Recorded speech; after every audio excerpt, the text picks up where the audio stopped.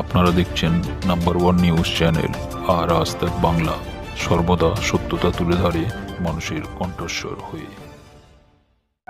আমার যে মিডিয়া এসেছিল, যে মিডিয়া করেছে, তাকে ফোন করে ফোনে ধমকি দিচ্ছে, তাকে বলছে যে ভিডিওটা ডিলিট করে দাও, আমি 20,000 টাকা দিচ্ছি, ভিডিওটা ডিলিট করে দাও, নাহলে তাকে প্ল্যান করে ডাকার চেষ্টা করছে, তাকে মারার। এমনকি তাকে বলছে যে তার নামে কোর্টে আমি কেস করব, তাকে এইভাবে বলে বিরক্ত করছে।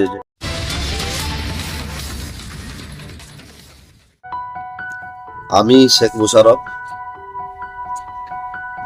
আমাকে শেখ লালটু, ডাক নাম ভালো নাম শেখ আখতারুল আলম এবং আমান খা এবং শেখ বিট্টু, তিনজন আমাকে প্ল্যান করে খাল কাটাবার নাম করে আমাকে আন্টিলা লক গেটের কাছে আমাকে ডেকে খাল কাটাবার নাম করে আমার কাছ থেকে কিছু পয়সাও নেয়।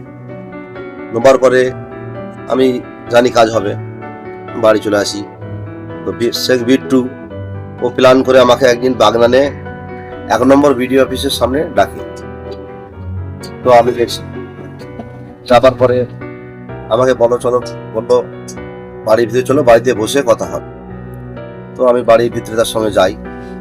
যাবার পরে দেখি না ভিতরে 10 থেকে 12 জন দুষ্কৃতী বসে আছে। আমাকে বাইরে দিকে দরজা বন্ধ করে ভেতরেতে বেধড়ক মারধর করে, গালিগালাজ করে, আবার কানের পর্দা ফেলে দিয়ে এবং আমার কান মতোই পিস্তল ধরে, গলায় কাটারি ধরে আমাকে জবরদস্তি আমার জায়গা রেস্ট্রি করে নেই বাড়ি ঘর সঙ্গে।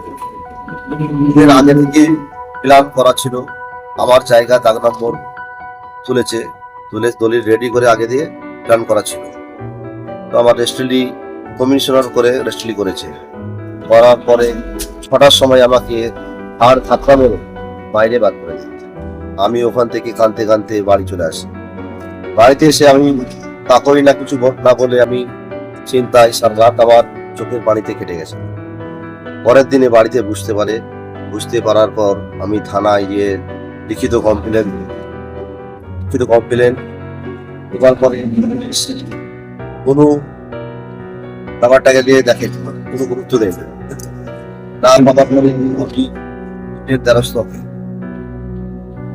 আমাকে শেখ বিট্টু ফোন করে ফোনে ধমকি দেয়, তুই যদি থানায় কোনো ডায়েরি করিস, তোর বাড়িতে গিয়ে তোকে শুট করে দেবো, মেরে দেবো, তোর মার্ডার করে দেবো। আমাকে জবরদস্তি ওই দিনে 50 টাকার স্টাম্প পেপারে সই করে নিয়েছিল, বিলাং স্টাম্প পেপারে 2টো সই করেছে। আবার কিছু বিলাং চেক চুরি হয়ে গেছিল, সেই চেকটা নিয়ে আমাকে বলছে তোর নামে কেস করবো, চেক বাউন্সের কেস করবো। তারপরে আমার এটা 2 নম্বর বিয়ালার অফিসে রেকর্ডের জন্য ওরা ফেলে। তো আমাকে না চিঠি করে না জানিয়ে ওরা রেকর্ড করতে গেছে। আমি কোনোরকম ভাবে ওইটা জানতে পেরে আমি আমার উকিল বাবুকে নিয়ে লিখিত কমপ্লেন দেওয়ার পরে আমার রেকর্ডটা কোনো রকম বন্ধ হয়েছে। তারপর দিন থেকে আমার বাড়ির সামনে অচেনা লোক গাড়ি মদ্যপান অবস্থায় আমার বাড়ির মেয়েদের করে গালিগালাজ করে, টন্টিসেরি করে। রাস্তার উপরে আমার বাড়ি, এখানে আমার ভয়েতে জীবনযাপন কাটছে। রাত্রে আমি ভয়ে ভয়ে বাড়িতে ঘুমোচ্ছি, যে কোনো মুহূর্তে ওরা আমাকে মার্ডার করার পরিকল্পনা করেছে।